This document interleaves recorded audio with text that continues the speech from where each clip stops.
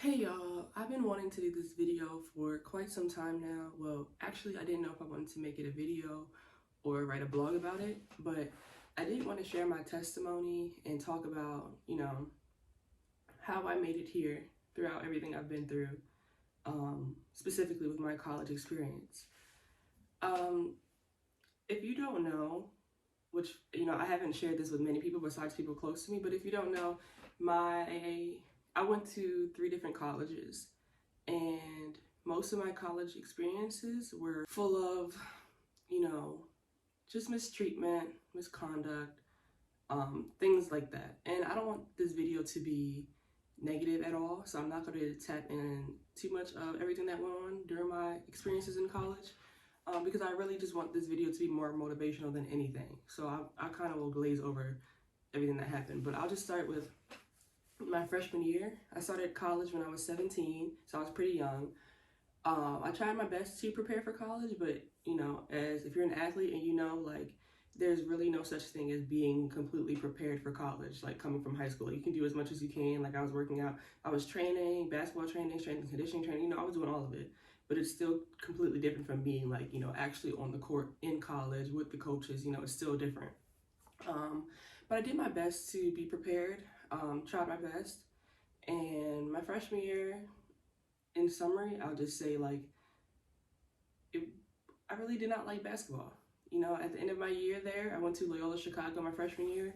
Cheryl Swoops was a coach actually, and I chose the schools, pretty much for her.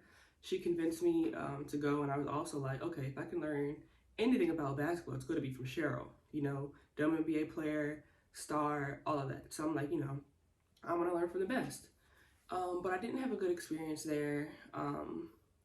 By the end of the year, I was pretty depressed. I didn't know if I wanted to play basketball. I didn't want to play basketball anymore, actually. I didn't at all. The last meeting I ever had with my coaching staff, so we used to do like student player meetings at the end of the season to just talk about your progress, talk about where they see you for the next season, things like that. And it was with Coach Swoops and then my position coach at the time. And when I got to the meeting, I was handed a paper. And on the paper, there was a breakdown. There was a chart, graph, or whatever, comments at the top, and there was a chart breaking down pretty much like me as a player and as a person. And I'll show you guys, I'll see if I can add the picture on here, but I have a copy of the picture on my phone. Well, I sent to my other phone. I have a copy of the picture on my phone, but I have the physical paper still in my desk at home. And the first sentence on the paper is literally, I will read it to you. Under overall comments, it says at the top, her skill level is average too low. First sentence. And being told that by a coach that your skill level is, average to low, it's pretty much just like she told me that I suck. And then later in the chart, she talks about how, I'm a great student, very good teammate on and off the court, willingness to speak up, voice her opinions, takes care of academics, positive attitude towards life, being in college, stuff like that.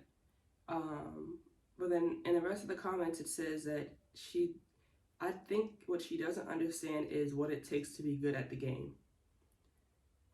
So pretty much what I got from all of that was just like, she just told me that I suck, but I'm good at school and I'm good at being a good teammate.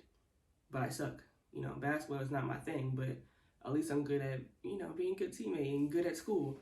And that's what I got from that, and hearing that at such a young age, I personally don't think any coach should write that on a piece of paper and hand it to a player.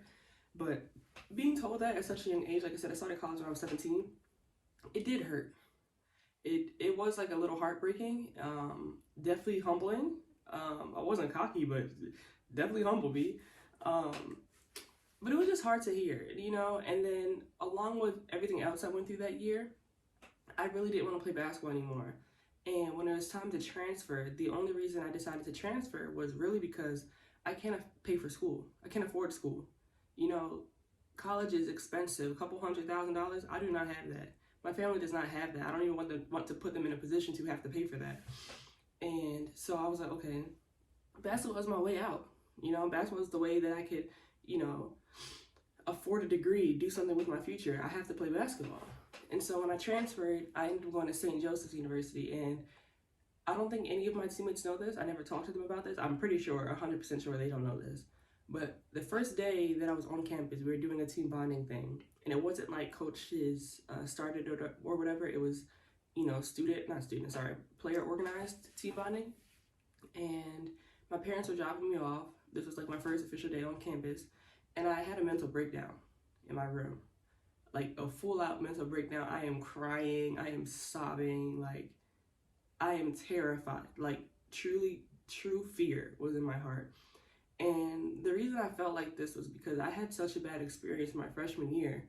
And I really felt like, is this what college is like?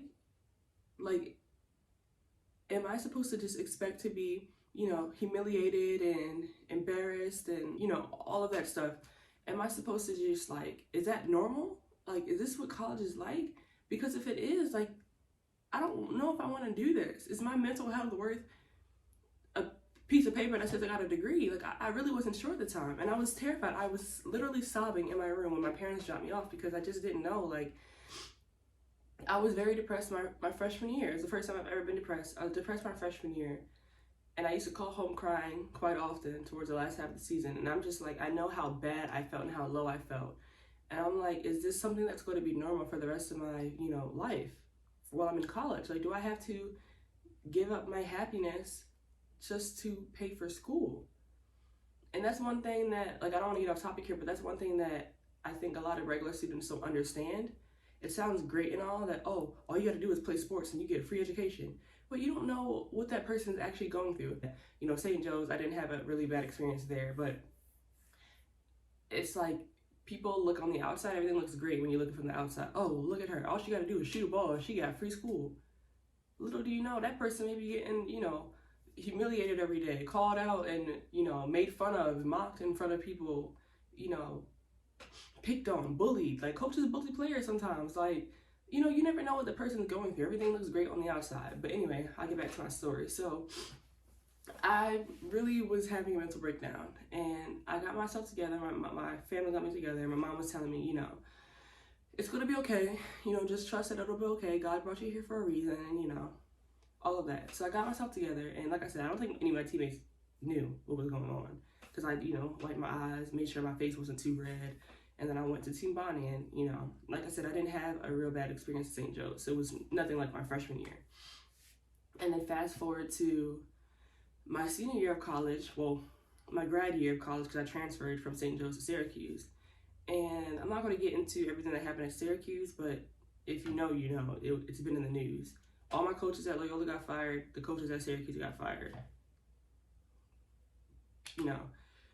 Syracuse was a much worse situation than Loyola, I will say. And I was extremely depressed, way worse than I was ever at Loyola. There was times at Syracuse where I legit wasn't leaving my room. I was texting the coaching staff, telling them I'm not coming to practice, I'm depressed. I didn't travel to some games because I was depressed. My roommates and one of the freshman teammates had to come to my room to, make me come out to eat with them. I was that type of depressed, not like, I'm just sat here. No, like I legit was not eating. I was staying in my room. I was crying all the time. Wasn't going to practice, wasn't going to games. And, it was a rough time for me for multiple reasons. And on top of that, I wasn't playing really. I played, I think my teammate calculated for me at the time. That year, my grad year, I played a total of 58 minutes on the entire season. 58 minutes the entire season. I was brought there to play for them. The coach told me that I was going to be playing because he told me the other post players weren't getting up and down the court, weren't quick, couldn't keep up with the point guard. And he wanted me because of my athleticism, my ability to run the floor, all that stuff that coaches tell you. So I really don't want to talk too much about that because it was a very horrible experience for me. But I do want to just show that I went through a lot in my college experience. Chaos, people not believing in me, telling me that I'm, not good, all that stuff. And I'm sitting here in my second year playing professional basketball. Now, if you would have asked me when I was 17, when I was my first year in college, if you would have asked me this, or would I be playing pro? I'd be like, no, I don't even know if I like basketball, but I wouldn't be able to see myself here. And I think a lot of times during college, I had to ask God, like, why am I going through this? Like, what are you trying to teach me? Like, what is the purpose of this? Like, what is the purpose of this pain? And I realized after the Syracuse situation, I realized one of the reasons that I've been through a lot is so I can share my testimony with somebody. Because I know somebody is going through the same thing, whether it's basketball related, life related, family related. Abuse comes in many different forms. People not supporting and believing you comes in many different forms besides basketball or besides athletics. And I feel like God put me through these situations to, guide those people, help those people. And then I also think he put me in these situations so I could speak up for the people who have been scared to speak up for, their experiences in all these years. And, it's annoying sometimes because I'm like, God, I don't want to why I always got to be leader? Why I always got to, go through all of this just so I can help somebody? Like, I want a peaceful experience, But I had to come to a place of acceptance and realize, like, this is what God's path is for me.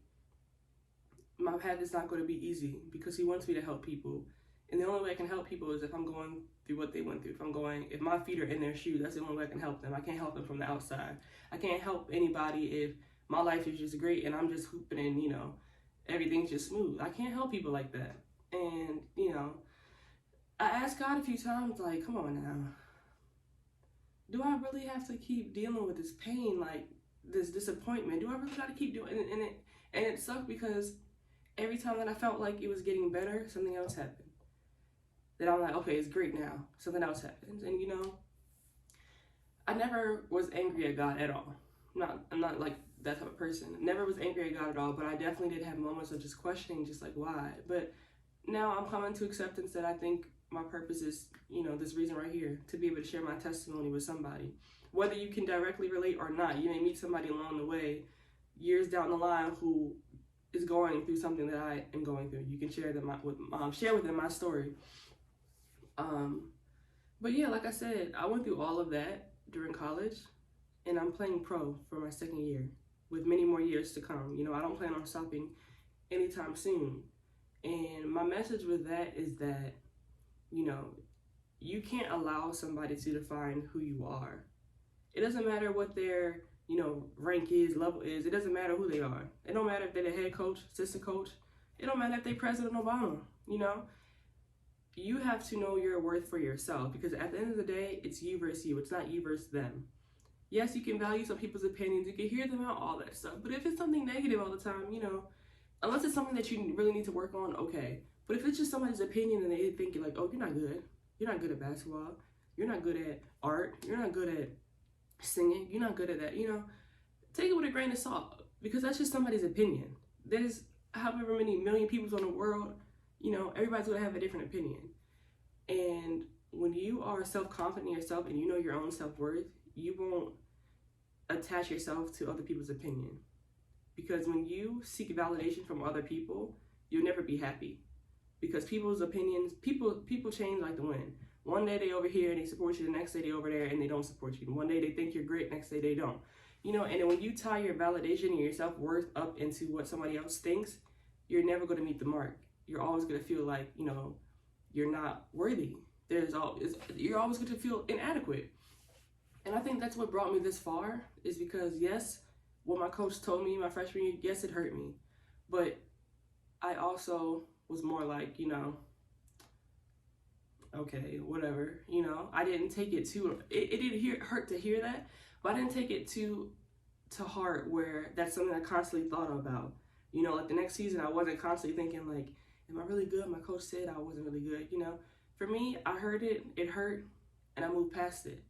Because at the end of the day, like I said, it's me versus me. I'm competing against who I was yesterday, who I was last week, who I was a month ago, a year ago. That's my competition. My competition is not against your thoughts. My competition is not against your opinions. And I feel like some people, they live life trying to prove somebody wrong. They live life trying to get back at somebody who didn't believe in them, who said something negative to them. And I personally feel like that's a wrong way to live. When you're living your life like that, you're giving them the power. They don't deserve the power. I think it's best to live your life trying to prove yourself right. Take your power back. When you're trying to live your life trying to prove it to this person that, they was wrong, they doubted me, I'm gonna prove them wrong, I feel like you're setting yourself up for failure. Because if I were to play every game like I'm trying to get back at that coach, and if I don't have a good game, now I'm just like, dang, I'm upset because I'm like, I was trying to prove her wrong and I didn't do it. But if I'm playing for myself, I don't take it like that. I'll be like, oh, I didn't have a good game, but I got the next one. Or I played really good the game before, so I'm gonna just erase this game out of my mind, I got the next one. But if I'm playing these games because I'm trying to get back at somebody else, my priorities are messed up. I'm never gonna achieve real happiness, and I'm gonna miss out on life because my life is about somebody else, about proving somebody else wrong. You need to change your mindset into more positive thinking instead of negative. Yes, these people may have been negative to you. Yes, they may have doubted you, disrespected you, spit on your name, all of that, all of that stuff. But you can't allow them to continue to have your power. You can't. You gotta take that power back. Don't live your life trying to get back at somebody, trying to prove them wrong. Prove yourself right. And that's why I said it starts with self-confidence and self-worth. If you believe in yourself, prove yourself right. Compete against yourself. It's you versus you. Compete against yourself every day. Try to do better. And I'm not saying like, everybody's going to go pro or everybody's going to do this and that and the third, but confidence is going to take you there. Period. It's going to take you there. Even if you're an artist. You got people saying, oh, your art's not good or whatever. If you keep listening to that, your art's not going to be good. Because now you're not even painting the same. You're not even drawing the same because you drawing and you painting based off the thoughts of somebody else that's stuck in your head. If you erase that, throw that away, focus on yourself, and you tell yourself, I'm an artist. I'm creative. I'm unique. I got this. Your art's going to get better and better and better. And confidence is attractive because people are going to look at that and be like, wow, she did that. Confidence is really going to take you further than anything else. Other people's opinions is not going to take you anywhere. Confidence will. Because once you have that confidence, you have the motivation to keep trying and keep working and improving and getting yourself better. And that's all it takes. It really just takes believing in yourself. And I know that's cliche, but that's what it all boils down to. Believing in yourself. And like I said, this is not even just basketball related, athletics related. It goes through life. If you have family and your mother doesn't believe in you, your mother tells you, or your father tells you, you're not going to be good at that, or you're not smart, you're not this. I know how hard it can be. I can only imagine how hard it can be to hear somebody that you love telling you this. It was hard hearing my coach tell me that because she's somebody I looked up to. I can only imagine how hard it is for somebody close to be telling you this. But like I said, you have to take your power back, and it's hard.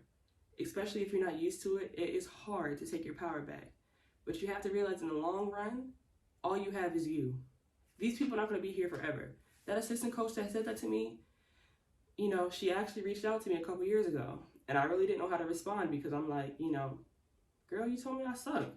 And there's no hard feelings towards her. I'm not like, I don't hate her or anything, but it is just like, ma'am, you told me I suck and now you want to reach out and say you're happy for me, I'm doing so well, It just kind of was confusing for me. But like I said, I don't have hard feelings for her, but she's out of the picture. I don't see the lady, haven't seen her in years, haven't talked to her in years, and it's like, imagine if I have been holding on to all of this for so many years, her words in my head for all these years. I would not be sitting here in my second year of professional today because I would be focused too much on the negative of what this person thought about me.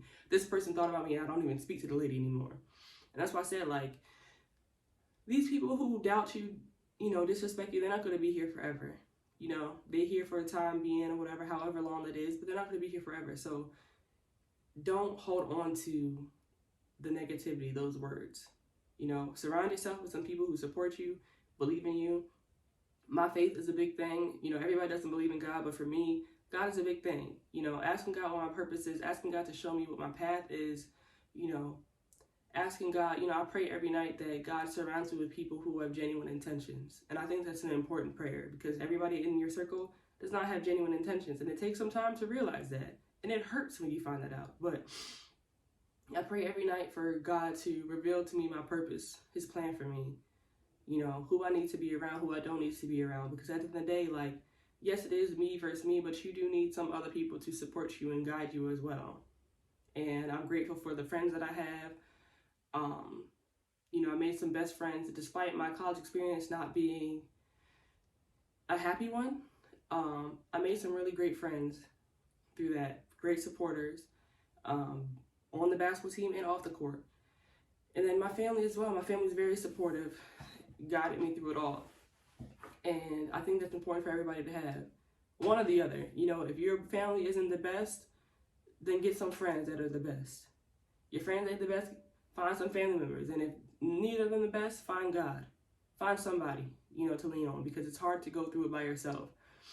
It's very hard, and I don't know if I would be able to be here today if I did it all by myself. And I didn't do it by myself. But like I said, looking back on everything I've been through, a lot of people would have gave up. They would have quit basketball. They would have been like, you know what, child, I ain't got the time. And it's really a blessing to be able to be talking today. You know, like, I'm playing pro. I just got a call a couple weeks ago for me to go play in Israel, a top league with WNBA players in there. And just a few years ago, this lady told me I had low talent. She told me I sucked. And I just got a call from a coach wanting me to play with them.